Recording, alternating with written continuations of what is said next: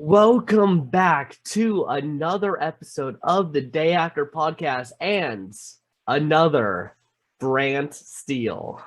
Yep, 'tis time. For those of you who joined us during our reviews of season 42, we love doing Brantsteeles and stuff. It's a mainstay on our channel when there is not a current Survivor season, going on.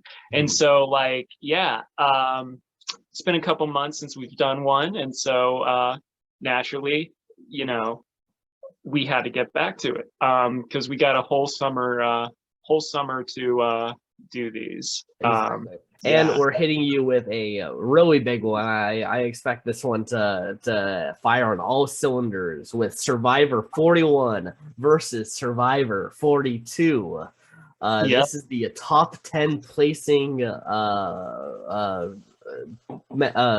contestants from each season are going to go head to head, and we're going to find out which season is superior. Now, personally, I like 42 better. I think that's a lot of people's consensus, just in general. But, it has laid the groundwork for the new age of Survivor. Or like the new school. Yeah. There's old school, there's middle school, there's new school, and now there's new school. Yeah. Yeah, it's the drop the 4, keep the 1 school. Yeah. So this is going to be interesting.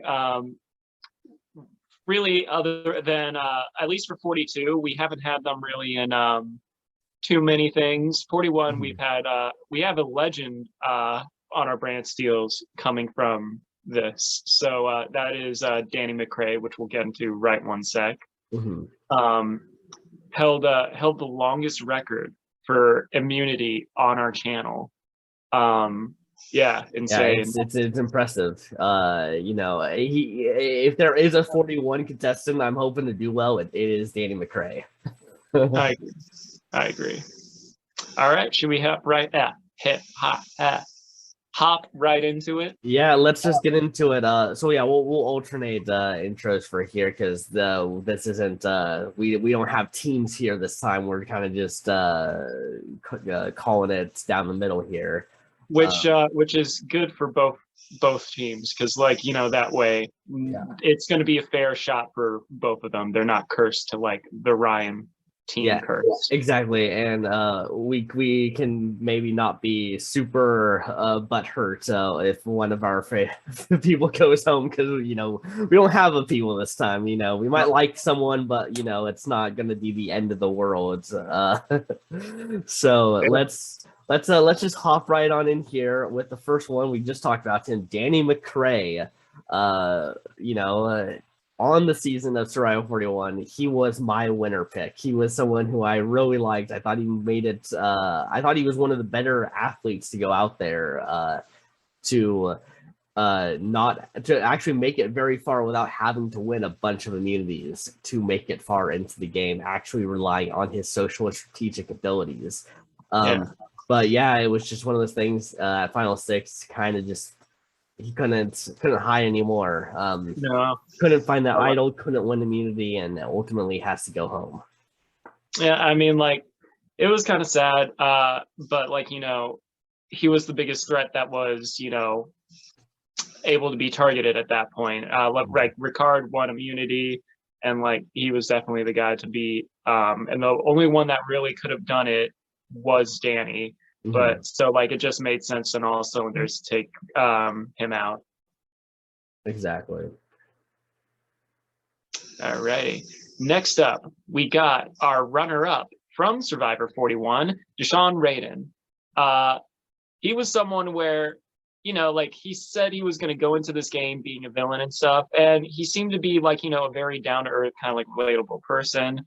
And he really butted heads a lot with Shan, and it kind of screwed up the alliance and what they had to do. However, still making it to the end, and still getting a vote at the end. Still runner up, still got 100,000. Yeah, so, exactly. And the first survivor of the do or die. Yeah. Yeah, exactly. Something I did not think was going to happen was him surviving not alone, it happening twice.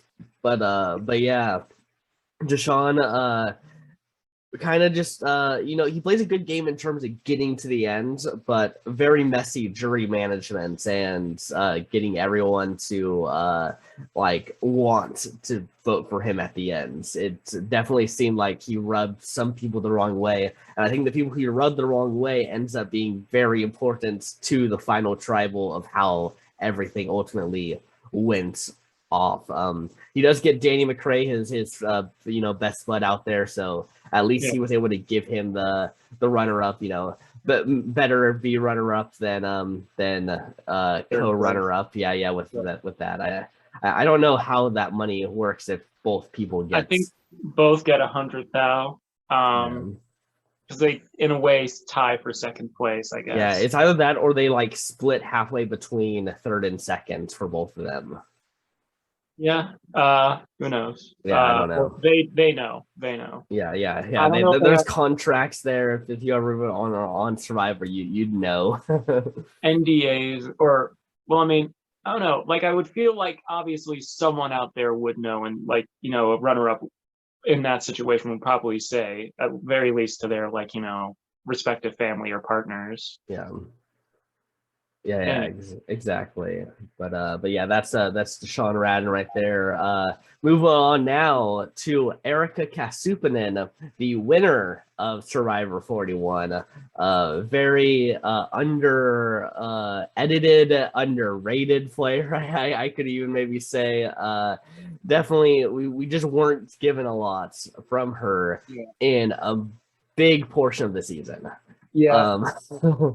I mean, it's hard when your team always wins immunity and another team keeps losing a lot. So that's why we saw so much of Ricard and Shan beforehand. I didn't mean that to rhyme.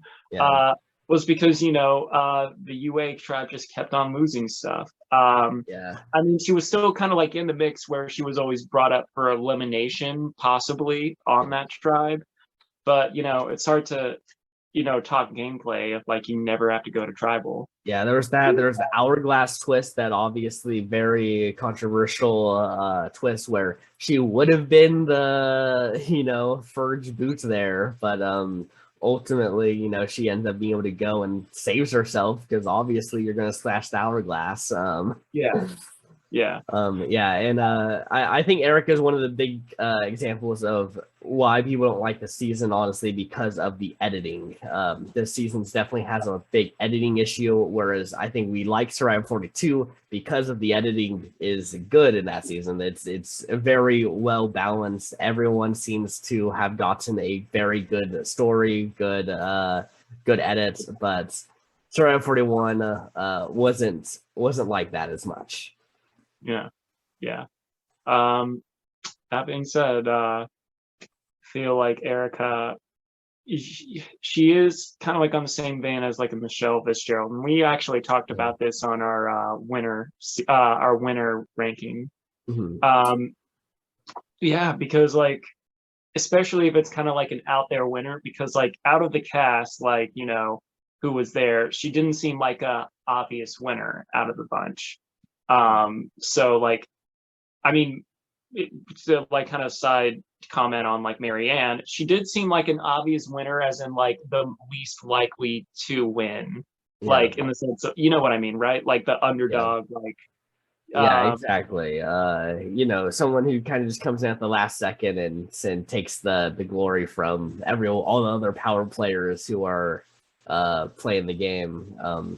It's just unfortunate because I think she gets to the end with two people who seem like they were the big power players as well. So we'll talk about Xander in a sec. But yeah.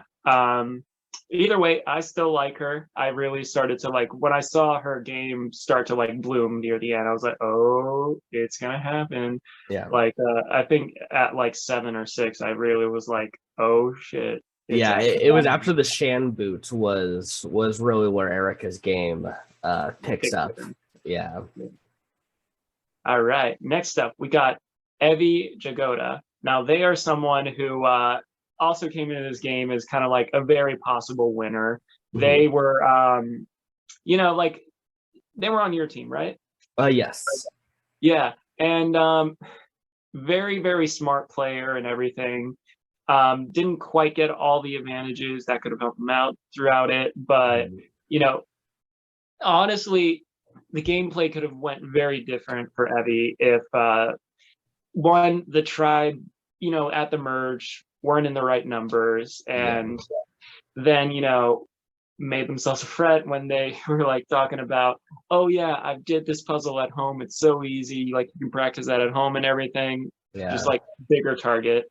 And then winning an immunity challenge as well. Just the resume got built very quickly in the early part of that merge, which you know, not exactly what you want to do. You don't want to have a resume after the first like tribal or two.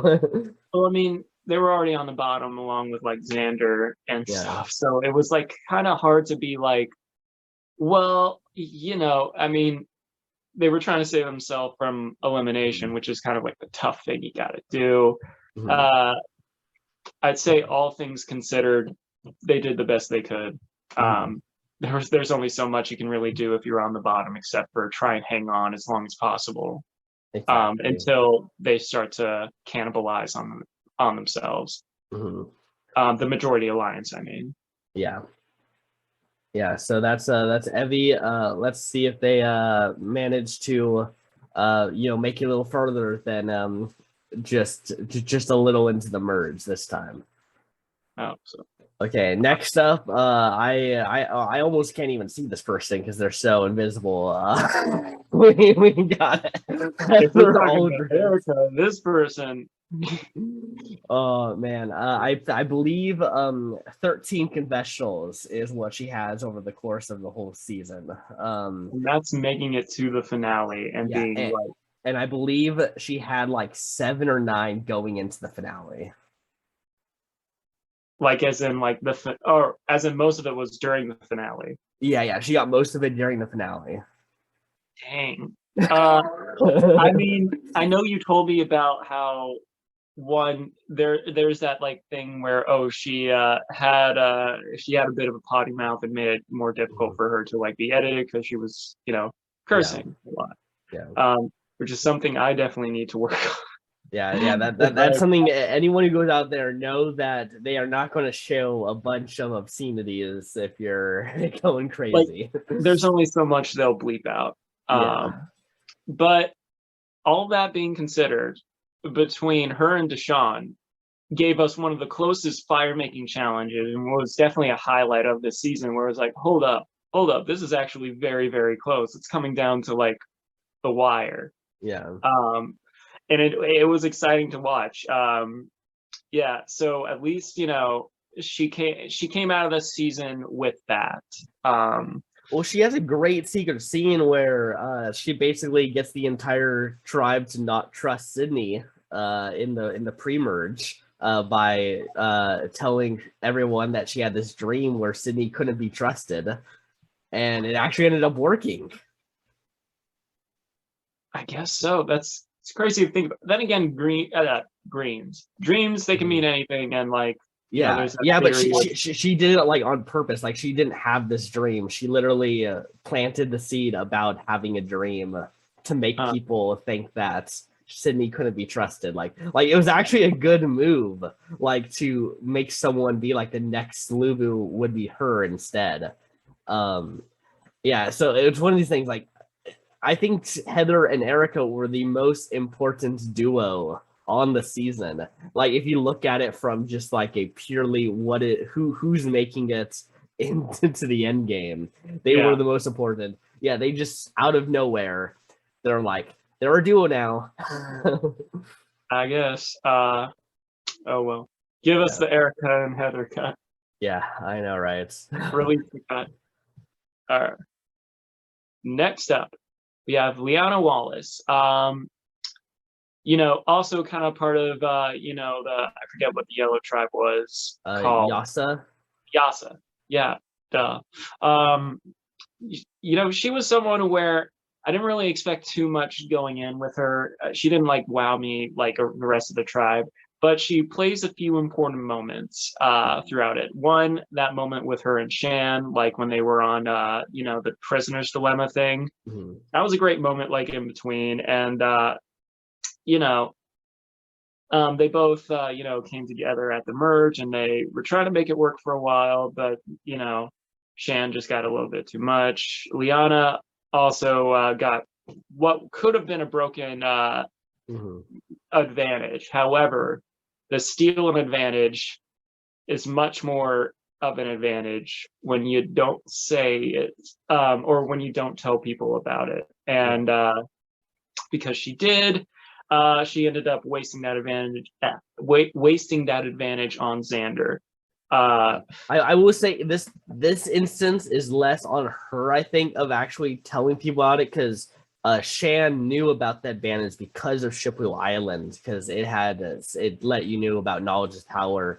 And then Shan, when they got to the merge, mentioned it in front of Tiffany as well. So it was actually more of a Shan blunder, but Liana has the advantage, and they were kind of like working together, so it kind of becomes a joint issue there. But I would say that 42's was definitely more the user's fault than Liana's here. Yeah, that's fair. Mm-hmm. That's Liana for you. Yeah. I overall, I don't think Liana was that great of a game player on the season. I definitely think her best case scenario was to be brought to the end as a ghost. Honestly, I was a little surprised that she gets taken out 7. It was kind of like, oh, I guess you're just gonna take Liana out then. I think it was partially because they wanted to get rid of that alliance, and that was kind of the best way they could. Because like both Danny and Desean had immunity, so like if you want to break up the remainder of those 3, who do you take out? Obviously, the one without immunity. Yeah, I guess. I don't know. It didn't seem like they were going to stick together after the Shan boots, but I mean, but it kind of was like, well, I don't think. I think like who's most likely going to take Liana? The 2 people she was in an alliance with, or the people she left to be a part of that alliance. And Liana and like. Speaking of hidden scenes, I remember you showing me the one of like Liana being like so like appalled that Xander would like her. So I'm like, Xander's a cool guy. Come on. You're not on team mates anymore and stuff, but Xander's quite the catch. Yeah, exactly. Yeah. That was honestly, it was hilarious. They were rather brutal about it too. Yeah, it reminds you of like when the kids are like in elementary school or something, and they don't like each other, but like that's because they like each other, and so they kept like keep picking on each other to kind of like get each other to notice the other one. Like that's what they were doing out there on the islands. That's another one little story thing that kind of happened there. Mm-hmm. Awesome. Next up, we got someone who has appeared on our channel in cameo form. We got Nasir Mutalib just barely making the cutoff for this video. So I'm glad that he makes it at least. Yeah, he was a breath of fresh air. He was someone where it's like, like I knew going in, like this guy is gonna be like so lovable. Like we didn't get to see too much of his gameplay because one, his tribe never went to tribal prior, and then like there was only like 2 tribal councils prior to his elimination. But he's very resourceful, very charismatic, a great player out there, and it's like impossible to hate this man. He is like so positive, and it comes from a genuine place. So great.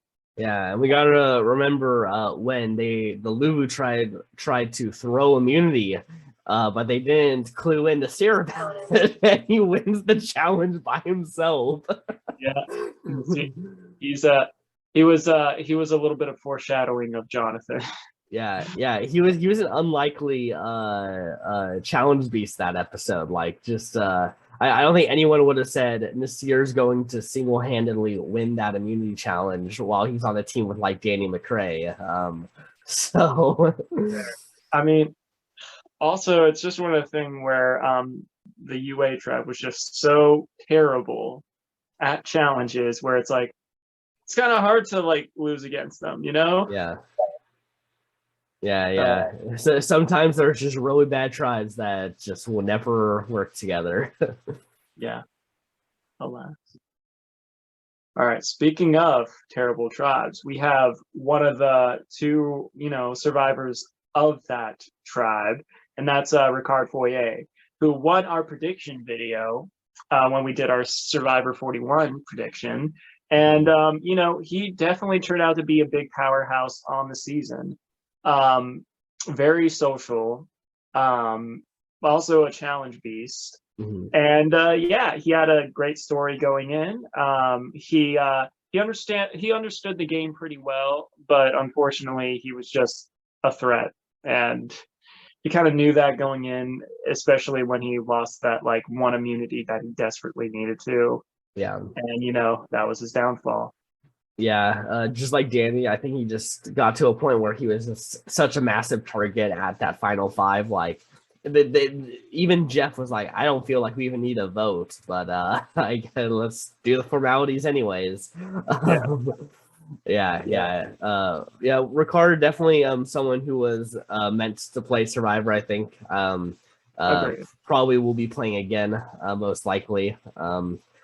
So yeah. Let's see how he does this time around. Awesome.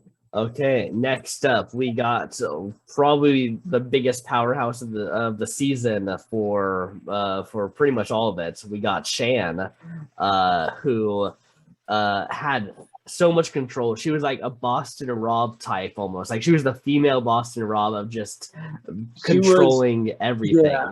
She was the cartoony villain that we haven't really ever seen on Survivor before. Like, if we're talking like the Riddler, Jim Carrey's Riddler, kind of like, she even had her own evil theme and everything. Yeah. Like, she was someone where dun dun dun dun dun dun dun.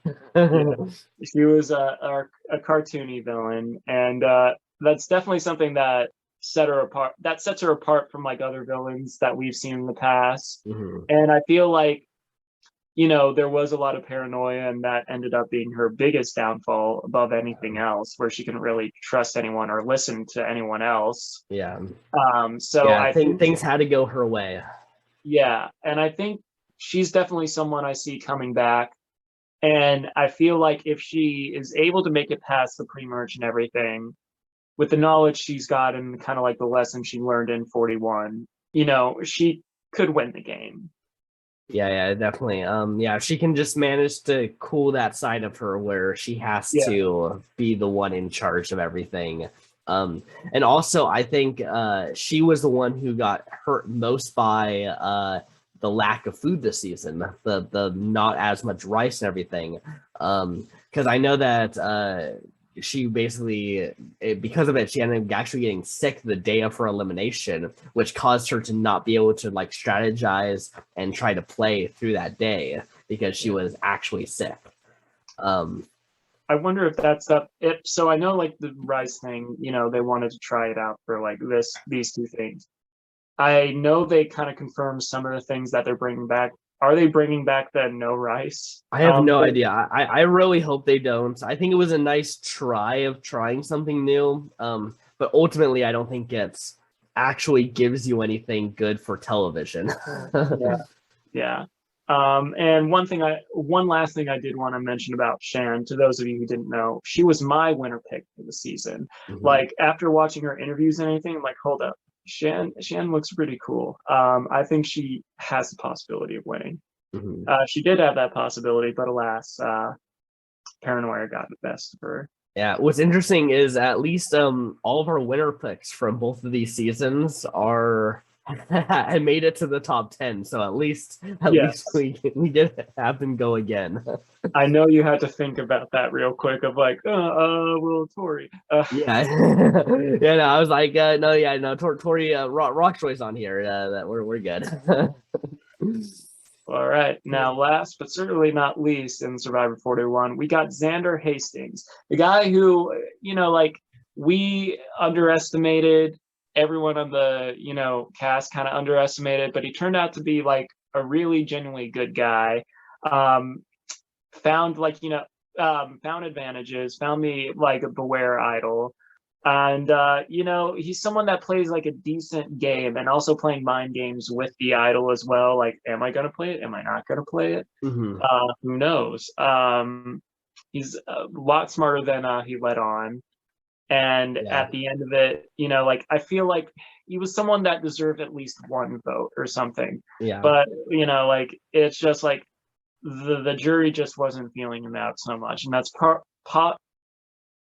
partly because he ended up burning his Yasa peeps, like the only like friends he had out there that was like on his side, and not playing the idol for them. But like, I mean, like it's a tough situation, like promising other people like, oh, you could play their idol for them, but you yourself needing it, especially since like Xander was a big target for quite some time. Yeah, exactly. But what's important is that like it seemed like he needs it at the time, but then ultimately he never uses it like in a good way. So they feel then like, oh, well, then he used it. He didn't use it for no reason. I would say like the only thing was using it as bait to get rid of Liana's advantage. Yeah.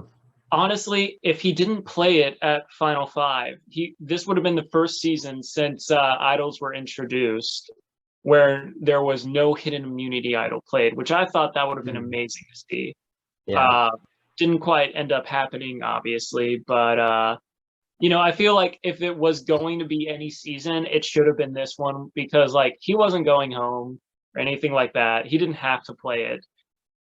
It was like the finale. They might have. He could have made Survivor. He could have helped make Survivor history, but alas, he wasn't thinking about the history books out there on the island, I guess. Well, I mean, it's like because like it was so obvious that Ricard was going home. Like there was no way he could talk his way out of it. It's like, nah, Ricard. I feel like, especially in like modern Survivor, if you know you're a threat and stuff, like you can like fight for your like right to stay here and everything, but at the same time, like I feel like if you know you're a threat and you're at a certain point, it's like I get it. Yeah, I'm gonna plead my case, but I get it.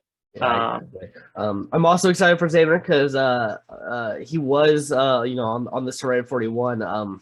He was a very he was immediately getting targeted in our 41, ultimately being the third person voted out. He found an idol, he plays it correctly, but his tribe was on that losing tribe that just kept going home, and even though he was only out there for a little bit, I enjoyed his little run that he was trying, but I'm hoping that he doesn't just instantly get squashed this time. We'll see. We'll see. This is David versus Goliath. It's a tough season. Exactly. Okay, moving on next to Drea Wheeler from Survivor 42, who has the record for most advantages held at one single time. With 5, if you count the shot in the dark. It is very, very impressive, very, very good, strong player. Definitely going to be someone who's going to be returning in the future. She even won the Sia award. Like Sia brought it back and was like, "Drea, you win." Nice. Well, look at that. She got some extra moolah there. Ultimately, I think she's a very good player. Could definitely do damage on any season that she is a part of, I think. And any cast, I think that she could definitely be a power player. I don't know necessarily winning the season, but definitely. It really depends. Yeah, it definitely would depend. That like there are seasons or groups of people that I think Drea could win with. But I think more often than not, she'll probably be that power player that goes out mid-merge, right, or at like the start of the finale. Like I feel like that's her kind of like her range. Yeah, I mean, I feel like kind of like Tony Vlachos a little bit, like especially in the beginning, like since she's known for having so many advantages. Granted, like some just kind of rather presented themselves to her. Yeah. But I would keep a close eye on her. I'm like, you're getting firewood? Let me go with you. Yeah. Is that some red paint on your hands? Like she's like a advantage magnet. And so like I feel like yeah, she has that like, you know, title, that like ranking now, being that going out there, obviously that would be one thing to keep in mind. Like, you know, she's good at, you know, accumulating advantages. So like, yeah, I feel like if she goes out again and there is a Shipwheel Island sort of thing where you kind of get to go and you know, potentially get an advantage, I feel like they're not sending Drea. They're like, Drea, you don't get to go. You found your advantages that time. You don't need any more advantages this time. Nope. All right. Next up, we got Haikyung. And he was someone where going out, he did definitely have like, you know, a lot of potential and everything. And, you know, he did play like a pretty solid pre-merge, you know, was on the bottom and was able to flip it around, granted through like, you know, other players playing not too great. But, you know, was able to stuck it out for, you know, his ally. Mm-hmm. And then ditched her at the like free merge. There was like a underlying like little like villainous thing going on. Yeah. And you know, like people were starting to get wise. Like he started to, and this was like a big theme in this season. Once people started to recognize you were a threat, you were immediately like gotten rid of. Yeah. So like, and Hai was like one of the earlier victims of that. Probably the earliest victim of that, the first. Yeah, he was my winner pick going into the season, and ironically, he actually goes out in the same spot that Shan went out, your winner pick from last season. And there's honestly a lot of comparisons with him and Shan, both having a very like wanting the power, wanting the control, wanting things to go their way, and not really wanting to work with their partners like Mike to, you know, potentially go different routes, but so like dead set on I need to get rid of this person. So much so that then their alliance is like, okay, well, we'll get rid of that person, but I don't trust you now. Yeah. I mean, it kind of happens. And that's what, you know, made Mike, when Omer told that lie, was what made Mike feel like, yeah, I believe it, because, you know, like he already kind of like went on his back one time. Why wouldn't he do it again? Be interesting to see Hai play again, especially since, you know, like, especially since people know that kind of game style and everything. It'd be, he could be like an early vote. He could be an early boot in a returnee season, because people be like, yeah, we can't really, he's too good, you know, early on. Yeah, I don't want to alarm anyone, but I just got the cameo from Zach Wurtenberger, so and now I guess we're gonna put it in this episode. Yep. So I'm gonna cut it in right here randomly in the middle of our Brantsteele, and we're gonna see what if anyone notices. Yeah. Hello, Joe and Ryan from the Day After podcast. This is Zach Wurtenberger from Survivor 42, and I just wanted to pop in first of all to say congratulations, Joe, on winning the fantasy draft. We love winners. Congrats on winning. That's amazing. I'd also like to give a shout out to Ryan for losing the fantasy draft, because, you know, not everyone can win, and sometimes losing with grace is even more than winning. I mean, not really, but you could spin it in some way. So congrats to you as well for existing. I did check out your podcast because you guys said that you do the day after podcast. I listened to your guys' winners rankings, and I just want to say that you are insane people in the nicest way possible. To put Sandra Pearl Islands under Bob, under Fabio, to put Sophie under Bob. I mean, in the best, and that's, you know what? That is why the podcast is great, because you don't want people just saying the same exact opinions. You don't want it to just be the same as every other podcast. You want a podcast run by crazy people. And that's what you guys are. And that's amazing. And I'll definitely have to tune in again another time during next season. Anyways, thank you guys for watching the season, for supporting. I didn't go back and listen to the Survivor 42 coverage, so I don't know if you guys were mean to me or mean to any of my friends, but if you were, we forgive you. Podcasting's a hard gig, trust me. I obviously listened to like plenty of podcasts before I went on the show. Rob has a podcast specifically, obviously, and you know, it was so much fun. But then all of a sudden, once you're like a contestant and you can actually you actually know the people that are being talked about or sometimes being like made fun of or all that, it gets really tough to like listen to some of these podcasts.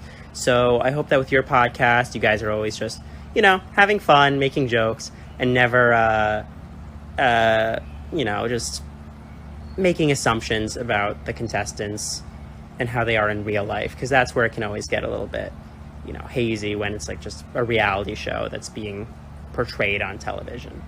Anyways, keep doing what you're doing. Oh, one other thing. It is so hard to find your guys' podcast. I searched the Day After podcast, couldn't find it. Searched the Day After podcast Survivor, still had trouble finding it. Just, I don't know. I was looking for a channel. I know it's under the Joe King channel. Maybe workshop that. Just so that like your fans can find you. Anyway, I don't know why I'm giving you guys like feedback on your podcast. I'm sure you guys are killing it. But no, yeah. Thank you for reaching out. Keep in touch. And thank you for booking a cameo and being Survivor fans. See ya. Did it just happen?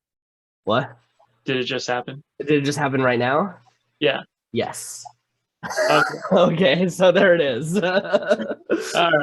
Oh no, as in like you would have inserted it just randomly. Yeah. Oh. So this is where yeah, it's happening right now. I honestly I didn't think Zach was gonna do it. He had like 8 hours left to do it. Like he came down to the wire a little bit, so I wasn't sure. I thought he might have just forgotten about it. I don't know. I mean, like, you know, it is a way to like get money and stuff. Maybe like he had other shit going on. Yeah. I was even looking like, okay, if he doesn't do it, like who else? Daniel now has a cameo, but then when I looked at it, he's only accepting Bitcoin? applications from sick kids. You have to be a sick kid to get a cameo from him. Okay, that's fair. I don't know why I automatically was like Bitcoin. Yeah, because he has the whole thing about being a cancer survivor as a kid, yeah, so he's trying to yeah. Well, I mean, that's still pretty cool of him. Yeah. Okay, moving on now to Jonathan Young.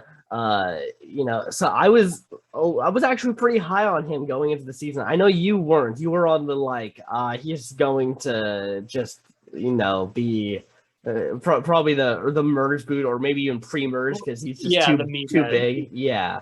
But I don't know. I always saw like a little something else there. But yeah, he also starts to fizzle out in the middle of the game. I'd say it was when he first won immunity was when his game honestly came to a halt. He tries to play the game after winning immunity and doesn't really know the strategy well enough. Like, he's not the person to be doing the strategy. He is the person to try to win immunities, to keep his alliance with the immunity necklace around on their side. Yeah. But he ultimately tries to stray from that here, and it almost costs him. Yeah, I mean, like, I mean, he got as far as he could where, like, you know, it all came down to fire, which, obviously he didn't win. Yeah. But it was something where he was definitely someone that, like, when he started playing and stuff, just from someone that likes, challenge beasts and stuff like that, like, I was starting to come around, and like he had a lot of like insane moments when it came to pure physical strength, lifting up like this huge ass like log, stopping a boulder all by himself, carrying his team in some of the challenges. There's I still remember one artist depiction, and it was Jonathan holding the boulder over his head with all his temporary teammates on top of it. Yeah. Even though they didn't win that portion, but like he was definitely fun to watch. I know, like he had some moments where kind of like you said, he kind of fizzled out and lost some like cool points, but at the same time, great competitor, and like definitely like the new age like Ozzy or definitely going to come back. One thing that you can't say about him is he made the challenges really exciting and interesting this season. Like, I was actually looking forward to challenges, whereas a lot of times when I'll be like, let's just move on already. Like, I don't care about this challenge. But, I was definitely much more invested this season with the challenges. Hopefully they do some new challenges, though, next season, because I feel like we've started to see these challenges that they've done many, many times. Yeah, who knows? I'm sure we'll see some stuff, some new stuff. Also, forgot what I was going to say about Jonathan. Oh, well. Okay. Good note there. Okay, let's move on then. All right. So next up, we have Lindsay Delashowitz. She is someone where I knew she also fell to the mercy of not really getting edited too well in the beginning and stuff, but like it slowly started to like, we got to see more and more of Lindsay, which I was a fan of because, like, honestly, after the whole thing, she's my favorite contestant. She did, like, I was like, there was something about her where I'm like, people were going to sleep on her, but she's going to be actually really good near the end. And I was hoping for that moment. And then when it started to happen, she became like she was a challenge beast of her own. And like the little rivalry that her and Jonathan had was great. And, she's another one where I can definitely see in the future them, the producers and stuff bringing back. I feel like it is a possibility. I know there's a lot more like popular contestants, but Lindsay, I still think is like a solid person to bring back. Yeah, I could definitely see her coming back for I don't know if it like an extreme like super stacked all-stars like cast, but like somewhere between like a Game Changers and like a fan versus favorites, second chance, like in terms of like that kind of level, like I agree. So somewhere in the middle there in terms of how big of a cast, like big characters and everything. Yeah. But I think she's definitely due. She's definitely due next time around, like a bigger edit, especially in the beginning and stuff. And like, because she is a smart player, she gives me Sarah Lucina vibes, like subtly, as in like a smart, like strong woman. Yeah, I would have thought she could have won if we didn't have Erica's win be criticized so much as it was. Because it definitely seemed like they were taking a lot of that criticism to heart from Survivor 41 and trying to change it in Survivor 42. I would be like, that'd be weird if they changed all of this other stuff but kept the winner edits to be like that. Because I'll just transition now into the winner of the season, Marianne O'Ketch, who plays the game very similar to Erica, where she waited very long into the game to really make her big move that essentially gave her the way to make it to the final three with pretty much whoever. Like she had she knew she was getting to the end after making that move against Omer. But the thing is with Marianne, we get to see her from episode 1, episode 2, episode 3. She had a confessional in every episode. She was constantly being shown around the central important conversations. Even if she wasn't part of an alliance, you would still kind of like learn what her thought is about it. It allows her story to actually be there instead of just out of nowhere being like, here it is. Yeah. She's gonna win now. Yeah. But she was just so entertaining. Like, she is definitely more of a bigger personality. So like, obviously she was going to get a lot of screen time. She was funny. I'd say one of my favorite quotes from her was like, "Here's Marianne," and she's winning the acts and everything. Yeah, she's like if Rupert Boneham won Pearl Islands, like like that. This is the kind of character that has won. It would be fun to see those two interact. Yeah. Let's Survivor book it. Marianne O'Ketch and Rupert Boneham. Survivor duos. Let's pair them up and make them have to play Survivor together. That'd be interesting. That would be interesting. Alrighty. Next up, we got the runner-up. Well, yeah, runner-up. Mike Turner. Now, Mike was someone and he knows this about himself. He's someone that looks kind of intimidating in the beginning and stuff, but he turns out to be like a very sociable guy, a very nice guy, a big teddy bear, as he would call himself. He recently got married. He talked about his fiance and stuff. I saw on Instagram, and like some Survivor peeps were like, invited and stuff. But out on the island, he was smart. He found the idol. He was the first one to find him to wear one, and was kind of smart about how he did it too. It was like, well, I'm not going to say anything. I'm going to wait and see if, other people say stuff. Though he did say, oh crap.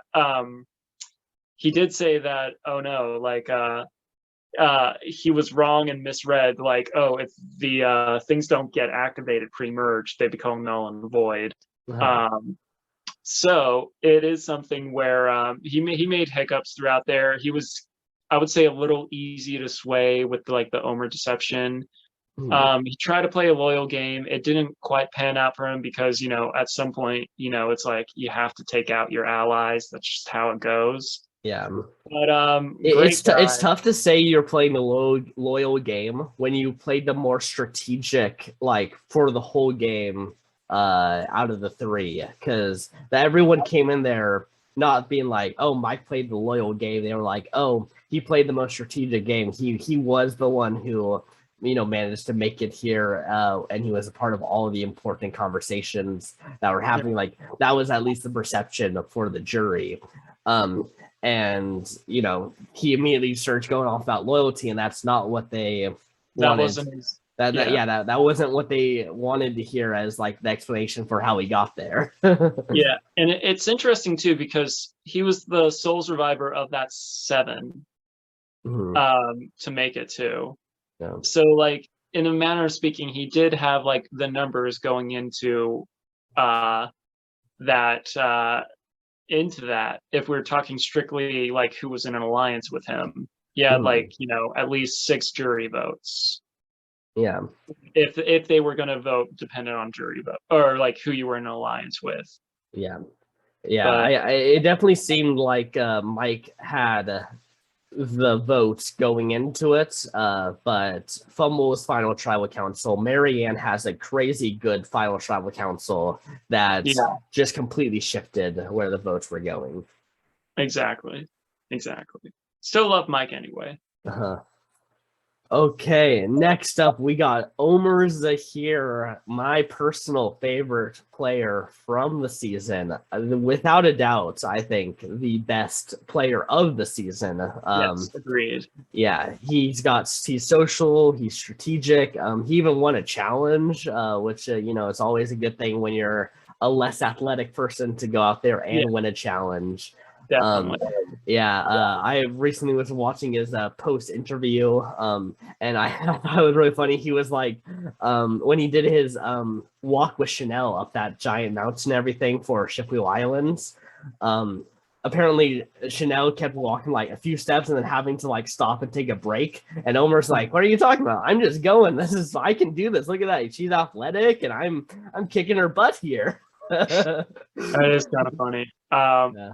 You know, Omer was someone where, you know, going in, he definitely looked like a character. I couldn't stop but think of his embarrassing moment interview on Entertainment Weekly, where, you know, he put his hand in the wrong hole. That's all I'm gonna say. Too many holes. Yeah. And he got to be, you know, quite the character. He was very smart, very sociable. And he's someone where people could just like trust him with stuff until like Drea was like, "Yeah, I told Omer about this," and then automatically all eyes were on Omer at that point. I will say this: I'd say if he comes back, he's going to have a hard time. Yeah, he's gonna get targeted pretty quickly. Unless he can be on a tribe with like a couple people who really are gonna like go to bat for him. Yeah, he's gonna have some trouble. Yeah, because he got the reputation of being such a great contestant on this. Yeah. You know, it's always difficult in the sense of like coming back to another season, especially when you played like a game like his, or you played a very dominating season up until like your elimination. It's really tough to like replicate that. Yeah, it would be very fitting if he ends up going out early in an All-Star season, just like Rob Cesternino, considering that's who he based his game on, and who he thought he was going to play like going into the season. I can kind of see that. I can see that. All right. Next up, we have Roxroy Bailey. Now, this was a gent who we didn't know how to make heads or tails of him going in, because he was the last person to get a picture on you know, any of the leaks or whatever. So much so, like, you know, when it came out, it was blurry and everything. The man just isn't on social media, basically. And so that's why it was kind of hard. Like, it's easy to pull pics of people from like social media or like IMDb, whatnot. But when you don't have any of that, kind of tricky. He was someone where since we didn't know what to expect, you know, he was a wild card. He ended up not being like a huge person on the season. He definitely had like his moments on his tribe. But yeah, he was someone where he was kind of like, he had some good moments here and there. I know when he was on like the Exile and stuff, I was kind of moved a little bit by what he said. But like, you know, there wasn't too many highlights for him other than being like a he's starting trouble around camp, and also being part of the 7. Yeah, fun fact, he does not have the least amount of confessionals out of everyone here on Survivor 42. Can you guess who has the least amount of confessionals on Survivor 42 out of this group? Out of these 10? Yeah. Out of these 10. Oh, that's going to be... Is it Tori? It is Tori. Yep. Roxroy has one more confessional than Tori. I don't know how that happened, but it happened. I guess when you end up on Exile, you have that moment. He got like a lot that episode. Especially if you do consider both episodes, both parts of different episodes. That was a lot of screen time in that time. Yeah, it's also funny because both her and Rox poetically get eliminated the same episode. Yeah. Because they had this like, I wouldn't say it's a rivalry, because they weren't really competing against each other. They just didn't like each other at all. Yeah. Or at least during. Yeah, they never got along. But we'll see if they can bury the hatchet and move forward in Survivor 42. Yeah, we'll see. Okay, next up, we got the third place finalist, the 0 vote finalist, Romeo Escobar, who was pretty much dead on arrival going into the merge. Like, immediately dropped by Drea. Like, Drea didn't even bring him into the alliance. So now he's like knows he's on the bottom. Then everyone gets mad at him for being paranoid about being on the bottom. Well, I mean, like, because like all things considered, we forget he was in a pretty good spot, on his tribe before the merge. Yeah, pre-merge, he was in a very if they kept going and there was no merge, they just kept going through it.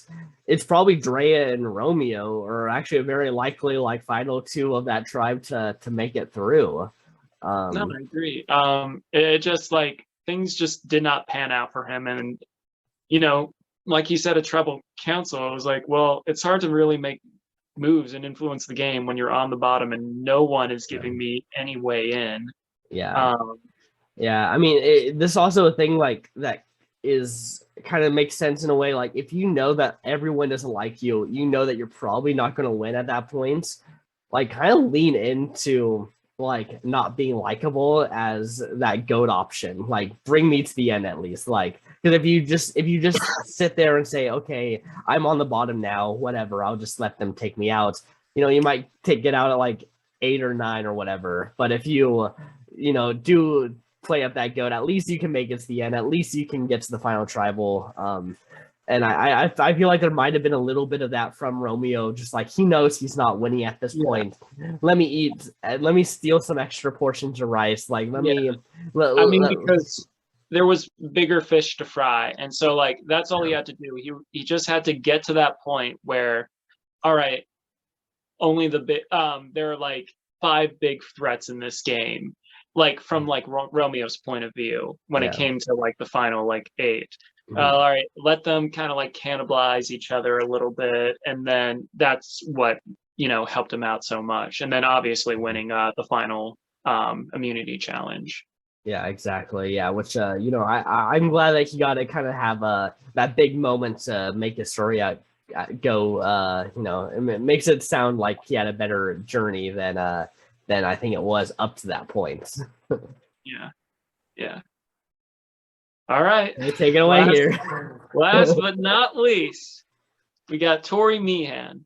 It's funny. I've been watching The Boys, and I feel like throughout the season, when I saw how Tori was playing, I had to do damage control. I was I was wrong. I just betted on the wrong person. Kind of like Homelander was I fell in love with the wrong woman, but we move on and stuff. I feel oh gosh, I was so wrong about her. It's my own damn fault for not doing my research, I guess, on how she played in Sequester, right? Yeah, Sequester. Yeah. If you listen to anyone who knows Tori, they would have said she wasn't going to do well in Survivor. That was their gut reaction. Admittedly, too, I was swooned. Yeah.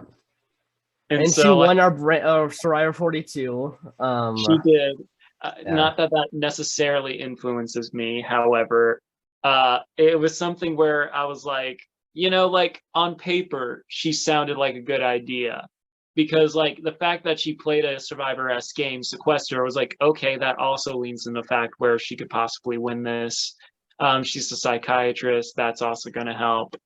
And then from the first episode, I kind of had buyer's remorse, where I'm going into the season, I was happy with who I chose. There was no buyer's remorse. Yeah. But for my winner pick, the very first episode, I see how things kind of did not go so hot for her, and I'm oh crap, okay. It's not that bad. It's not that bad. It's pretty bad. Yeah. Though I will say this, I've said my piece on having buyer's remorse. I will say this: she did do great in not one but 2 individual immunity challenges. She knew she was from the bottom and decided to I have to win these things. She played her shot in the dark when the group consensus right there in front of her was to send her home. She never really gave up. There's something admirable about that. I do see her coming back as kind of a secondary villain. Yeah.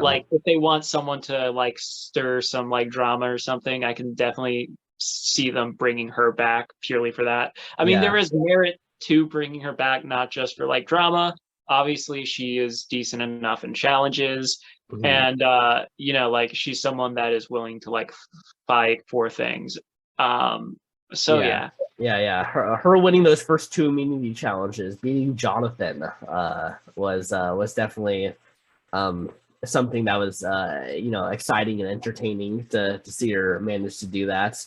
I feel like she'll probably come back in like a second chance ballot or something. Yeah. We'll see. We shall see. All right. Okay. Who is your favorite from both seasons? Favorite or who I want to see win? Who you want to see win? I guess it can be a bit of both. I think because, you know, she was my winner pick in 41. I still got to go with Shan. You know, despite everything, even though, you know, like Paranoia got the best for her and everything, I still really like Shan going in, and I think she's a really great contestant. I think that's good. I'll be rooting for her. Yeah, she has also been on our channel a few times in our Brantsteele, is making it generally pretty far, I think. So yeah. I mean, yeah, I guess I'm rooting for Danny. I also want to see Xander though make a good run as well. Oh yeah, I totally agree. And then 42, I'm obviously rooting for Omer out of everyone. And, I'm very understandable. It's hard to like any of these. I would say all except for maybe like 2 or 3. You know, I'd like to see any of them win, but I have to go with my favorite from the season, especially since she didn't get as much love as she could have in the season. I'm going to go with Lindsay. Okay. Let's see. Okay, here we go. Well, first time back into it. Let's see what happens here. Do an honorary little sip of... Okay. Desean and Danny are going to compete for Survivor 41. Hell yeah. And Roxroy and Lindsay compete for Survivor 42. Any guesses? Come on. I know, like, obviously the simulator doesn't take into account, like, how these contestants actually are. But, you know, I have a strong feeling that Desean and Danny could probably pull this out. But I'm rooting for 42. Survivor 42 wins a reward. Lindsay showing just that she can beat athletes like Jonathan and Danny. Hell yeah. Okay. No alliances here on 41. No alliances have been started at the start of the game. And Survivor 41 wins immunity, sending 42 to... Oh. Somehow I feel done dirty. That's okay. Well, hopefully it's like a Romeo going home here. Shannon and Xander find something in common. Evie rests at camp to restore their energy. All right. Tori has a major meltdown. Starting off strong. Hi and Jonathan bonds slightly. All right. Hi is trying to get his meat shield in order. Makes sense. All right. So Tori, yes, is she going to be a first boot here? She went home rather early in our All Stars, didn't she? She missed right before the jury. She was but you know, that was also Australian Survivor, so it's like very, very hard. Yeah. All right, let's do it. I'm gonna say Tori. First vote goes to Marianne. Oh. Second vote goes to Romeo. Okay. Third vote goes to Marianne. Fourth vote goes to Romeo. Fifth vote goes to Marianne. Sixth vote goes to Romeo. Seventh vote goes to Marianne. Eighth vote goes to Romeo. Ninth vote goes to Marianne. 1 vote left. 10th vote goes to Romeo. We are tied on the first tribal council. That's never a good position to be in. I'd say out of the two, sorry, Romeo. Yeah. I'm hoping Romeo goes here, personally. First vote goes to Romeo. Second vote goes to Marianne. Third vote goes to Romeo. Fourth vote goes to Marianne. Fifth vote goes to Romeo. Don't let us go to rocks. Sixth vote goes to Romeo. And Romeo is voted off. Let's see. So Drea flipped onto Romeo. And Omer flipped onto Romeo. So I feel like that makes sense. I feel like those are two people not willing to go to rocks right away. No, that's fair. That means out of this, it looks like Hai and Roxroy are just kind of like on the bottom, since they didn't switch up their vote. Yeah, exactly. I'd say Roxroy's probably in the biggest trouble, because at least Hai got some relationship with Jonathan. Yeah. Okay. Mike finds the Survivor 42 hidden immunity idol. Does what he does. Nice. Finding an idol yet again. And Survivor 41 wins immunity. I said that I like 42 better. And of course. You cursed them, Ryan. You made them your honorary tribe. I tend to have very interesting luck with a lot of things. I think whatever higher deity just. But okay. Look at that! Shan finds the Survivor 41 hidden immunity idol. All right, a little bit of a compromise. Yeah, this is like, okay, we're setting 42 again, but someone for 41 that you like gets that idol. All right. And Liana and Naseer bond strongly. Cool. Erica and Xander bond strongly. Nice. Evie and Naseer find something in common. And we have our first alliance of Danny, Evie, Liana, and Naseer. Makes Naseer, being a focal point for a lot of interactions, so only makes sense. He gets Evie and Liana in, and then I think ultimately chooses Danny here to be that extra muscle for this alliance. Yeah. Nice. Okay, Omer has a major meltdown. I think he's worried. Mike has a major meltdown. I think he's worried because he sees Omer's worried. This is kind of making sense, though, in terms of just like 42 was the gameplay for a lot of them was very chaotic and a little all over the place. And so far, the Brantsteele is kind of keeping it alive. Yeah. Jonathan and Tori bond strongly. All right, the challenge bees. Okay, still no alliances. I'm gonna go Roxroy. I feel that's the safe one. Yeah. I'm gonna say Hai. Okay. Mike uses the idol on Roxroy. Okay. Now I'm nervous.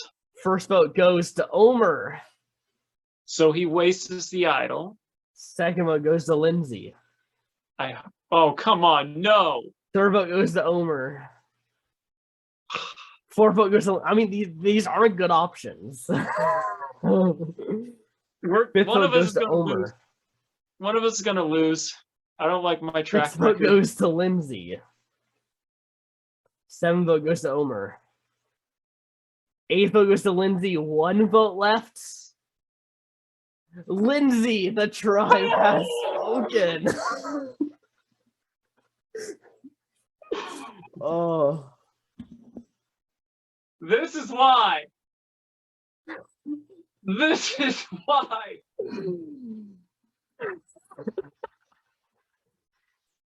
Wow, that's crazy. So Hai, Mike, Omer, Roxroy, and Tori voted Lindsay.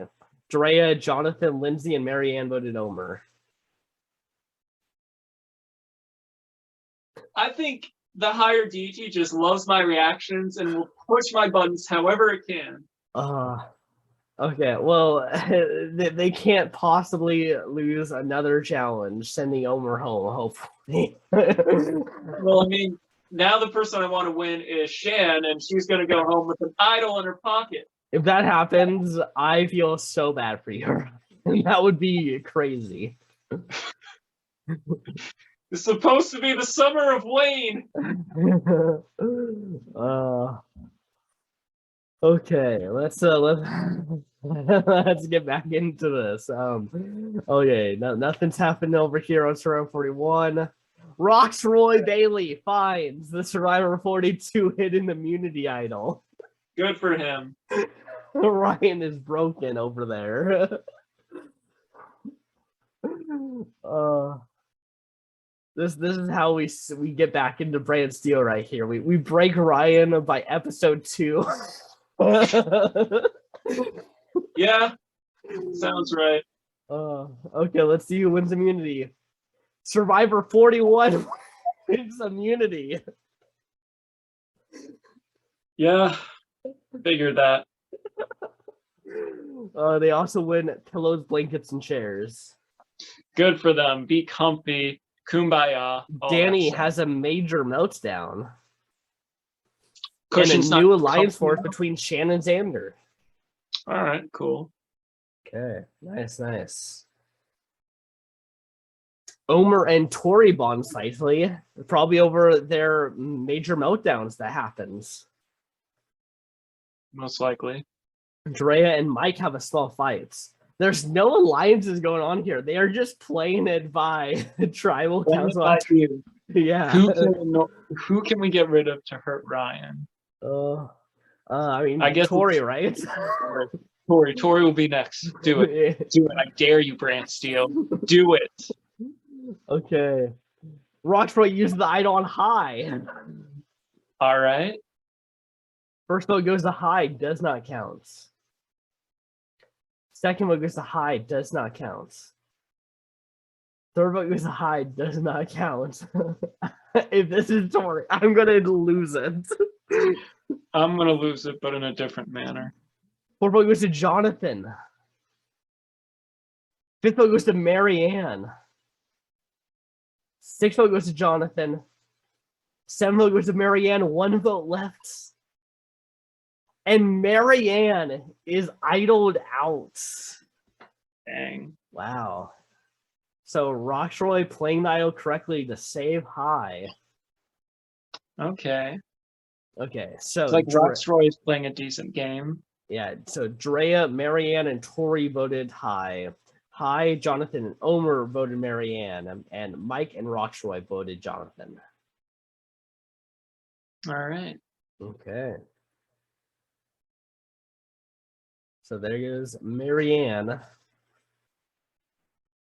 This Survivor 42 really needs to win a challenge here. They are getting picked apart. They are. They definitely are. Okay, immunity. Survivor 41 wins immunity. Oh my god, what is happening? I'm so glad there's a tribe swap / division coming up. Yeah, gives we need it really bad. Liana has a major meltdown. Xander is medically evacuated from the game due to an injury. Well, fuck. Well, they don't need a tribe swap. Xander is going to hurt himself. Well, I mean, that's just how it's formatted. There is, but like, still. Well, that's unfortunate. Omer and Tori have a minor disagreement. Well, they're safe. Wow, that is so... I'm so mad. I'm so mad about that. Dang. I want him to at least, you know, get a chance to play. No, he does not. So annoying. Okay, all so right. High is exiled, and High finds the idol nullifier. You can do some damage with that. We are going to show this idol nullifier, not like 42 with the Omer thing. We are showing that he does have it. I don't know why they did. I still don't know why. Yeah, it didn't have any payoff, but Yeah, well, it even did though, because he gets voted off because he has an I don't know fire.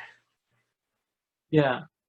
Like they literally said it afterwards. Like that's the reason we got rid of him was Mike wanted to play his idol. Or like there was playing it at Final Five. But because he knew that Omer had an I don't know fire, he didn't want that scenario to happen. That in the game, yeah. Yeah, so he got rid of Omer. So I guess maybe because they wanted to show Marianne off more, where it's like her decision. Yeah, I guess. Interesting. Okay, the new Vuku tribe is Danny Mccray, Erica Cassouponen, Heather Aldred, Omer Zaheer, and Ricard Foyer. Speaking of Omer.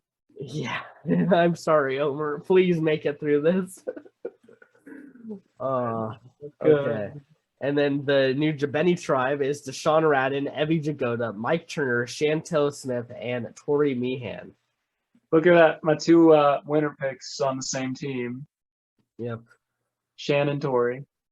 And then the Tiva tribe, the only tribe the 42 people have numbers over, Drea, Jonathan, Liana, Nasir, and Roxroy. All right. This one will probably be interesting because there is, a new idol to be found. Yeah. Same with the Jabini tribe. So, like, we'll see. We'll see who gets it. Yeah, exactly. Let's get in here. No idol come hidden. Danny is separated from his alliance, though, so he is in some danger. A bit. But then again, Omer is there. Yeah. Okay, no one's done the idols yet. Immunity. The Jabeni tribe wins immunity, and the Tiva tribe wins immunity. I swear if you send Omer home. I'm sorry. Heather and Ricard bond strongly. All right. Desean and Evie have a major fight. When and why are you fighting? Nasir is impressing the rest of the team, simultaneously having a major meltdown. You couldn't handle the pressure. Maybe they're looking at him as a goat now. They're impressed that he's blown up his game. A goat on AstroTurf. Yeah.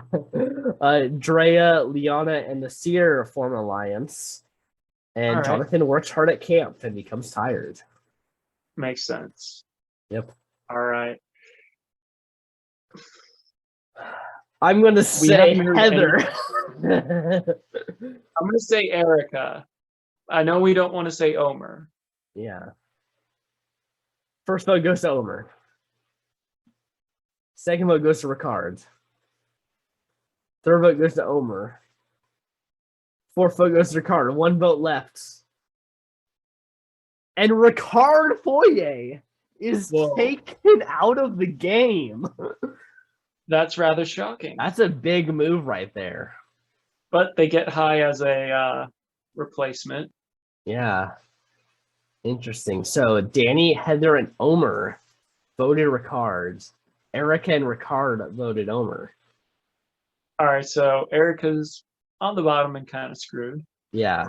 I wonder if this is just like, we got to get rid of Ricard, he's too big of a threat, or if this really is like, we like Omer, let's have him now be a part of our group.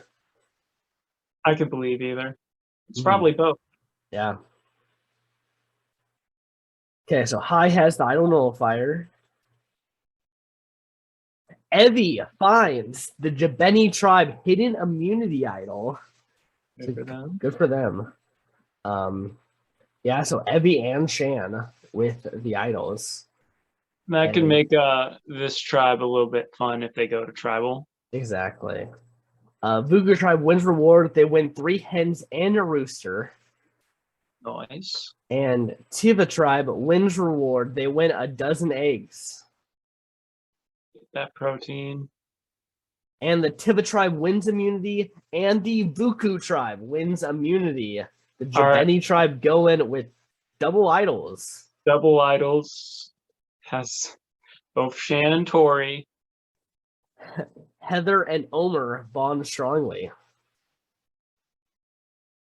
Erica and Omer have major fights. Okay. So Erica is trying to make herself the next one to go, I guess. I mentioned she didn't get any screen time, and she's like, well, I'll show you screen time. Yeah. That's not good for her. Evie and Shan find something in common. They share their idols, I guess. Yeah. Rocktroy finds the Tiva tribe hidden immunity idol. All right. Rocktroy, the idol finder of the season so far. Drea and Liana find something in common. Okay. And Danny leaves the Alliance. He is decided he wants to jump ship and be with Omer and Heather, I'm guessing. I mean, Omer just by himself. Why not, Yeah. you know? Okay. So Shan and Evie have idols, so they could play it here. So Desean, Mike, or Tori are probably in the most likely to go home then. Yeah. I'd say maybe Mike, since he did play an idol prior, and Yeah. I feel Tori would use that as leverage. Yeah, I could see Mike having some trouble here. First vote goes to Mike. Second vote goes to Mike. Third vote goes to Tori. Fourth vote goes to Tori. One vote I left. swear to God. And Mike is voted out of the game. Okay. Thank you. Well, Tori will live to fight again. Okay, Tori, just at least make it to the merge. I'm Tori and Omer. Yeah. Just make it to the merge at least.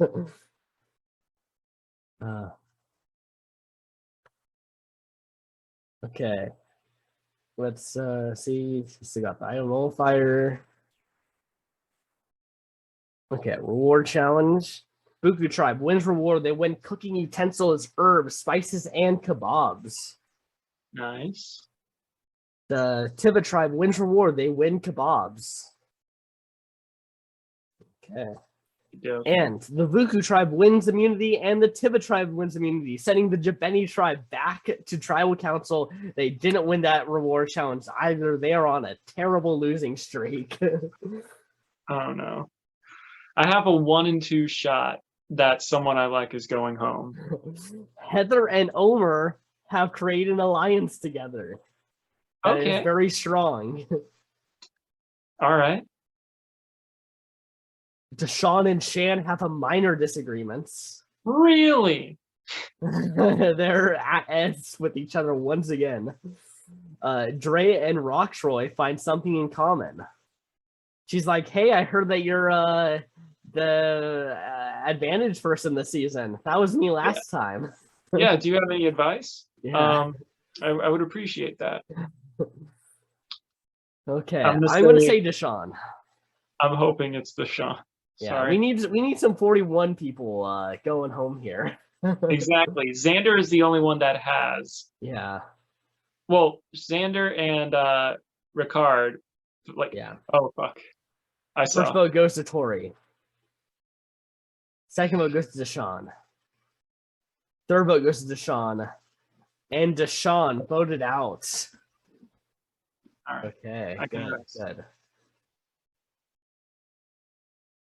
Okay, here we are. We made it to the merge. All right. Okay.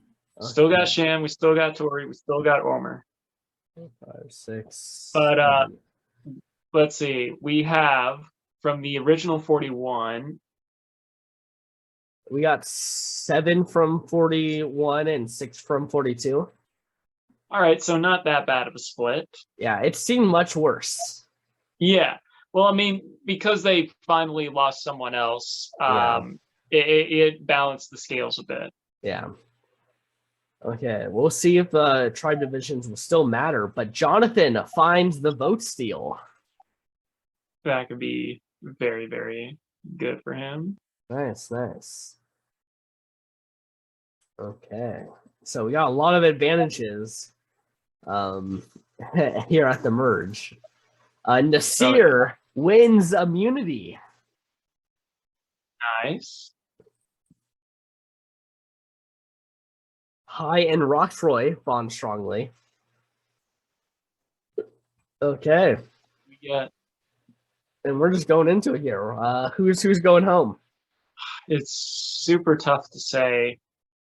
Maybe Danny, because he broke that alliance. That's all I really have. Yeah.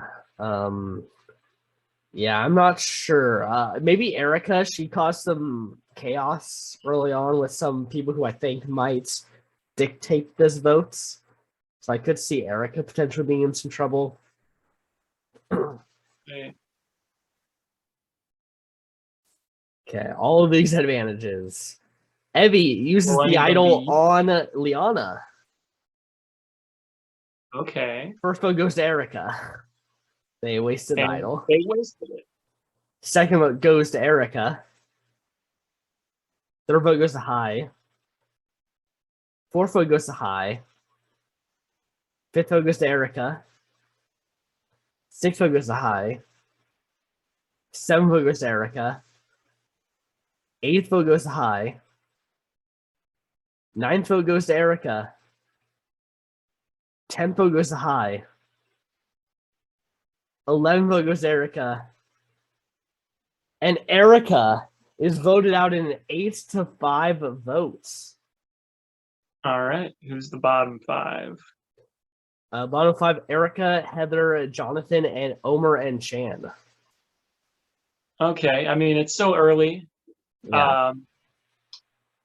We'll just see. Yeah. I'm surprised Omer was willing to vote with Erica there. I think he was voting with Heather. That's why. Yeah. And the Heather Erica thing was still very strong. So both of the winners of the actual seasons have now been voted out. Yep. Now we just got these 12 left. Yep. Okay, moving on here. Okay, group number 1 is Danny, Evie, Jonathan, Liana, Naseer, and Tori. That seems like a crazy good group. Rather okay. Group number 2 is Drea, High, Heather, Omer, Rockroy, and Shan. And group number 2 wins reward. Look at that. Good on them. They win a dozen pizzas to be enjoyed at camp. They should double that after overcoming those odds. I don't know. Winning a dozen pizzas, that's 2 pizzas per person. Yeah, exactly. I mean, they haven't eaten for a while. Give them each 4 pizzas. Jonathan wins immunity. All right. Now we're seeing him play. Yep. Okay, he's got a vote steal power too, so he's definitely he's waited to the merge to try to come on, but then he has a major meltdown as well as Evie and Tori finding something in common. Okay. And Evie and Naseer find something in common. Evie is hitting it on all cylinders with the social game. It looks like there's a alliance. Danny, High, Heather, Omer, Rockroy, and Shan. All right, so that's 6 right there. Yeah, this could be a power alliance. Could. I mean, like, it really depends on what the other 6 are going to do. Exactly. I think this vote is pretty important. If they stick together, they could just put Gong it after this tribal. Fair. But Jonathan has his steal vote. Yes, true. So not all would be lost. Shan uses the Survivor 41 hidden immunity idol. Okay. First vote goes to Naseer. She wasted it. Second vote goes to Danny. Third vote goes to Naseer. Fourth vote goes to Danny. Fifth vote goes to Naseer. Sixth vote goes to Danny. Seventh vote goes to Naseer. Eighth vote goes to Liana. Oh. Ninth vote goes to Liana. 10th vote goes to Danny. 11th vote goes to Naseer. And Naseer is voted out of the game. That was an interesting little gotcha with the Liana stuff. It looks like 2 weren't quite in the loop. Yeah.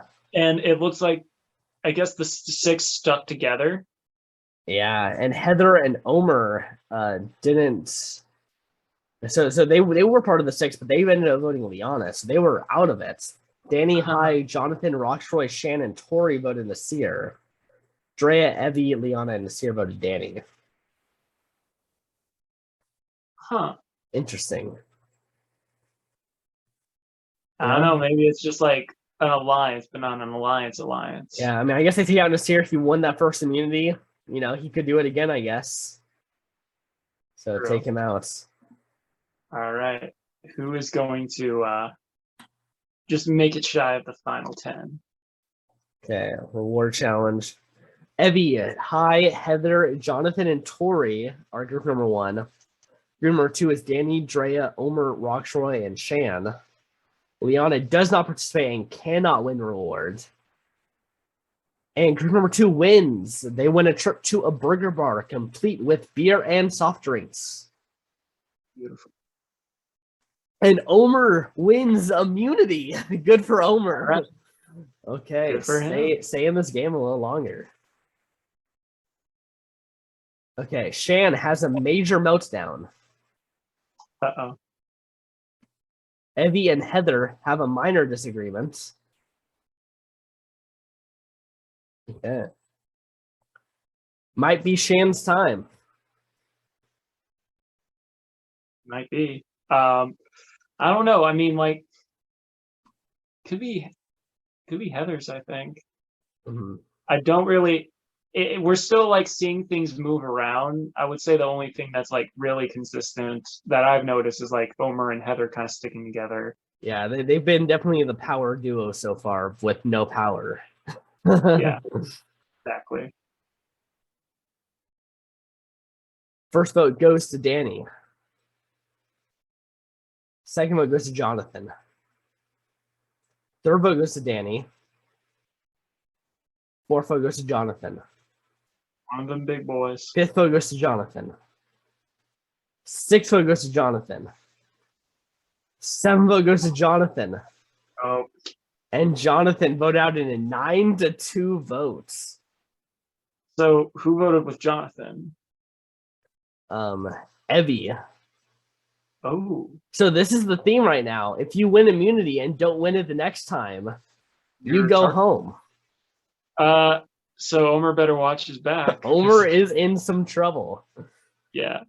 But he did make it to the halfway point. Yeah. So if this was top 10 make it into another season, these would be the 10 to make it through.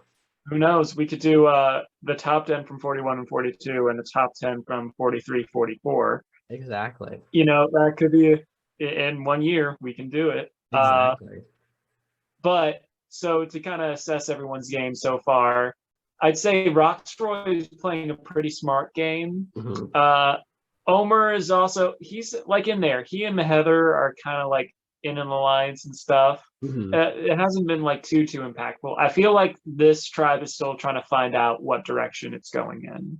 Yeah, I feel like right now everyone's a little scared to make super big moves for fear of being targeted early on. And this is clearly they've learned from their times out there. Do not make moves early. Yeah. The winners of the season make the moves at like final 6 or 7. Yeah.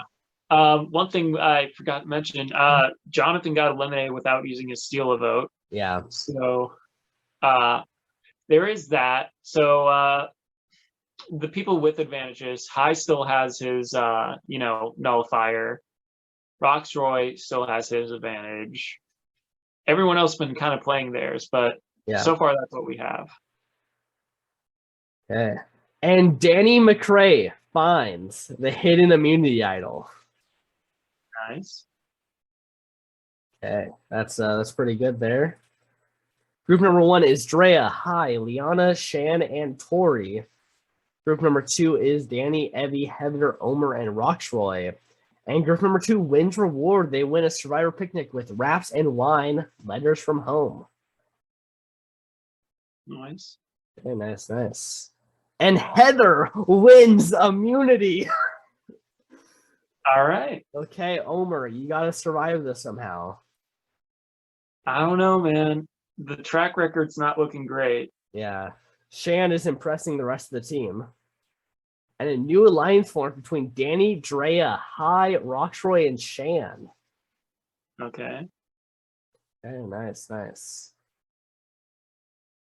I might have to say Omer because it just seems the pattern. Oh, I'm gonna say Evie. I'm gonna just vote someone Evie else. is another.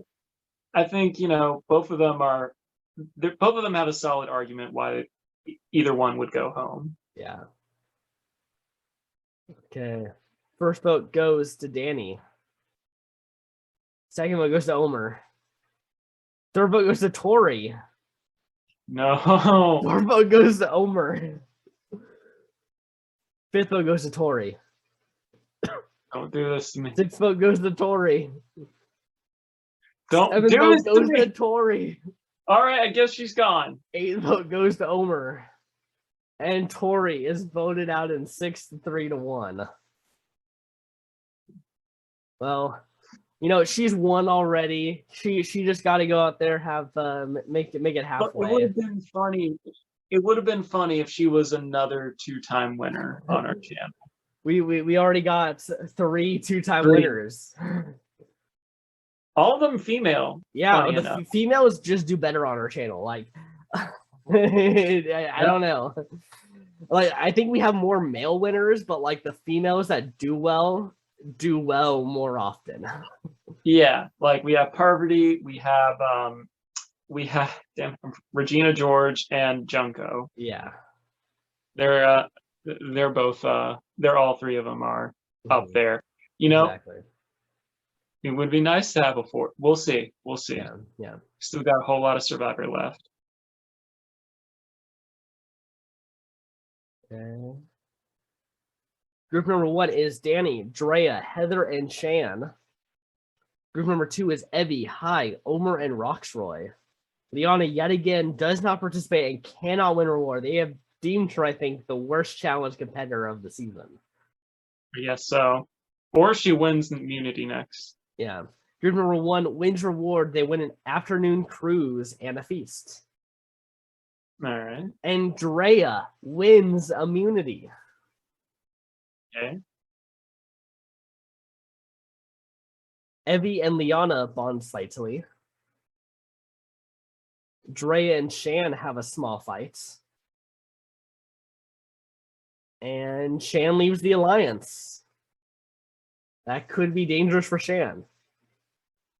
Very much so. Drea has immunity. Yeah. I think I'm gonna say Shan, I guess. Yeah. It makes sense. Yeah. Okay. First vote goes to Liana. Second vote goes to Danny. Third vote goes to Heather. Fourth vote goes to Heather. Fifth vote goes to Liana. Sixth vote goes to Liana. Seventh vote goes to Liana. And Liana is voted out. I guess they just felt bad for not including her on rewards and was like, well, I mean, if we... Yeah, let's give her the ultimate reward, Ponderosa. Ponderosa. Yeah. Sorry. Okay. Okay, final 8 now. Is this... We got 2 more episodes for the finale, so we'll do 2 more before we do our assessments. Okay, reward challenge. Pair number 1 is Danny and Heather. Pair number 2 is Roxroy and Shan. Pair number 3 is Evie and Hai. And pair number 4 is Dre and Omer. And Danny and Heather win rewards, and they share it with Hai and Shan. And this is the loved ones, so they gotta spend some time with the loved ones. That's good. And who wins it? Danny wins immunity, finally coming online with his immunities. The power of love. Yep. It's the power of love. Okay. Dre and Roxroy find something in common. And this alliance dissolves. And a new alliance forms between Evie, Roxroy, and Shan. Rocksroy been playing a very strategic game. And he's working hard at camp. I think. Is Rocksroy about to win this game? That would be quite the twist. Quite the twist. Oh no. He's got a winner's edit right now, so very much so. I mean, I still want to cut out some of these peeps, but if they make it, we'll talk about them. Yeah. Okay, first vote goes to Drea. Second vote goes to Omer. Third vote goes to Heather. Fourth vote goes to Drea. Fifth vote goes to Heather. Sixth vote goes to Omer. Seventh vote goes to Heather. Eighth vote goes to Omer. We are tied now between Omer and Heather. All right, this is dangerous. These three-way splits. Yeah, well, my guess is they both voted together on Drea, and so now their votes don't count at all for Drea. It's possible because these two are a duo, and one of them's going home. Yeah. I would say Omer is just slightly ahead of Heather, because Omer is playing a more strategic game. It looks like both of them have one individual immunity win under their belts. Yeah, I would say, I think they should get rid of Omer here, but I'd rather they get rid of Heather, obviously. But first vote goes to Heather. Second vote goes to Omer. Third vote goes to Omer. Fourth vote goes to Omer. Fifth vote goes to Heather. And Omer does go home. Yeah, that's the right choice. Evie switched from Heather over to Omer. Yeah. They could have been pushing for an idol as well. Yeah. Heather and Omer voted together there. Just they had to get rid of that duo. I could definitely see Heather being in trouble now. Just like get rid of it, just to make sure they're gone. Yeah. All right. This is the last one before finale. Yep. Danny wins reward and shares the reward with Hi and Drea. Okay. And this is the helicopter ride to the Malamala Beach Club. And Danny wins immunity. Oh, is he going to just win out? Yeah, 2 immunities, and we know that he can do this kind of stuff. Like he's a physical guy. He could definitely just start winning these final challenges. Good. He also has an idol, so he's sitting pretty for quite some time. Yeah. Heather and Shan find something in common, and Drea leaves the alliance. All right. And a new alliance forms between Evie, Heather, and Shan. Shan's, also got the focal point of a lot of it. Yeah. She's been forming with a lot of alliances. I think it might be Drea. I'm still going to say Heather. I still think that there's a chance Heather goes home here. Rocksroy uses the idol on High. Now, if you remember, he did it before. Saved High from going home, like, I don't know, episode 3 or something. Way back. Yeah, so Rocksroy still trying to keep High in this game. But this one does not use correctly. First vote goes to Drea. Second vote goes to Heather. Third vote goes to Heather. Fourth vote goes to Drea. Fifth vote goes to Drea. And Drea is voted out of the game. Wow. Yeah. Rocksroy kind of not knowing what was happening in that vote. Guess not. Could look pretty bad for him. It's final 6. He now doesn't have an idol. Yeah, and we just saw his falter near the end here, which is never a good place to start your falter. Nah, I feel like so. High still has his nullifier. Yep. Which I forget. Roxroy used his immunity, or his just use his. Does anyone else have one now?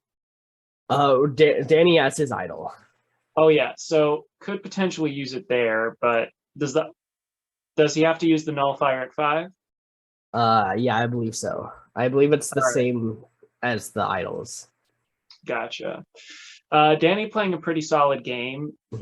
Shan playing another solid game. So is Evie. I'd say Heather is still hanging in there, even losing her +1. So I would say she's the least likely, but like there's still merit to her game. Roxroy stumbled a little bit, but he's also someone who could potentially pull it off. Yeah, if he can play the last few tribals here, good. It could make up for that last tribal. Yeah. Okay, let's see who wins immunity. Danny wins immunity. Hulking it out. Okay, well, he's now in final 5. If he uses his idol, maybe take it out high here. So there's no. I think it's smart to take out high. Yeah. I think that's a smart move. He does share the reward with Roxroy and High. Probably to gain his trust. Yeah, they win a spaghetti meal and cake back at camp. Danny and High have a minor disagreement, probably about how he should use that idol nullifier. I think it's time. It's high time. Heather leaves the alliance. Okay. So maybe there's like a weird way where Heather goes home here, even though that Danny's targeting High, like a weird like multiple splits votes happens. Maybe. I feel like bad timing on Heather's part. Come on. Yeah. High is the smart smart move. Okay. First vote goes to Heather. Second vote goes to Evie. Or not. Third vote goes to Heather. Fourth vote goes to Heather. They just couldn't stand Heather. Okay. Heather was just too much for them. They had issue with her cursing. Yeah. All right. They wanted to make her a little more invisible, and now she is no longer there. Well, I mean, there could also be a thing where keeping High to make sure Danny can't play his idol. Yeah. To be fair, getting rid of High is good for Danny's game, but not really good for everyone else's game. That's fair. All right. It's one of these 5. Okay. Danny wins immunity. All right, so he could keep this idol. He can give it to whomever. Yeah, he could build some trust with someone. High and Roxroy have a small fight. High and Shan find something in common, and Danny and High find something in common. All right. So my guess is High gonna still use his idol nullifier on someone and hope that he gets it correct on who Danny's playing it for? I mean, at this point, like, there's nothing that can really hurt his chances. I'd say whoever you think, if you have like an ally, maybe that you think might get votes on, or like, I don't know. It's still technically playable, but like he could just randomly write. He has a 1-3 shot of like getting it right, but then again, I don't think he would do it on Roxroy because Roxroy has saved his ass once and tried to do it again twice. Yeah. So High secretly used the idol nullifier on Evie. Okay. And Danny used the idol on High. Okay. First vote goes to High, does not count. Second vote goes to High, does not count. Third vote goes to High, does not count. So who's going? Evie. Oh. Yeah, so just put the idol nullifier just to make sure that another cheeky idol didn't come into play. All right. Well, High got saved again. Yeah, I will say that's not good to be saved multiple times by people who you're guaranteed one of them will be sitting with you at the end. Yeah, and like one of them did it twice, even though one wasn't like, did it he misplayed it, but like still. Well, one of these 4 is going to win. Could this be Danny's time to shine? I'm hoping, honestly. Like, he's been a star of our I would Brantsteele. say Danny or Shan, but leaning more towards Danny since he's had such a big impact on our channel. Yeah, exactly. Okay, let's see who wins final immunity. Danny wins the final immunity challenge. I feel like it's his to lose, basically. Exactly, and this is Commotion. Look at that. Commotion. Cause a commotion. He grants safety to Roxroy, putting Hai and Shan in the fire, and Hai wins, beating Shan. Oh, no. Dang. Well, I think All Hai right. is the GOAT here, with Danny and Roxroy as the heavier favorites. I feel like Danny should win. Yeah. Come on, Danny.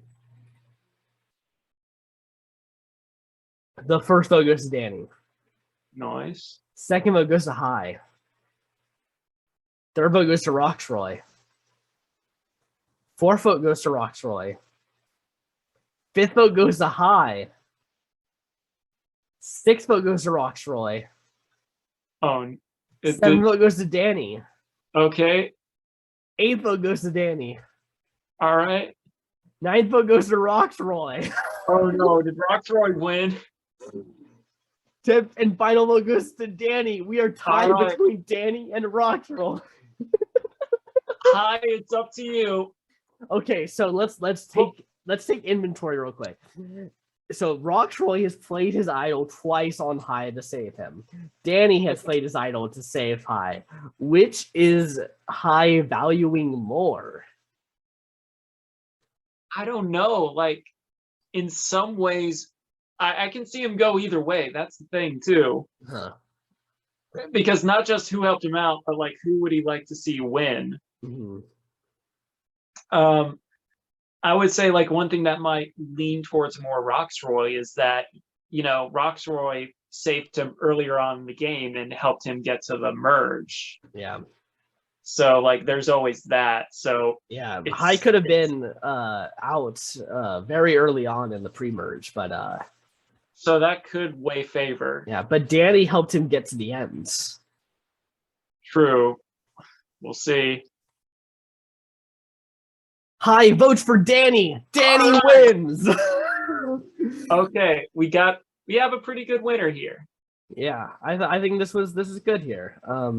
So let's see who voted for who. Erica, Heather, Omer, and Tori voted for Danny, and then of course Hai as well. Drea, Jonathan, Liana, and Chan voted Roxroy, and Evie and Nasir voted Hai. All right. Okay, Marianne wins the fan favorite awards. Way back when.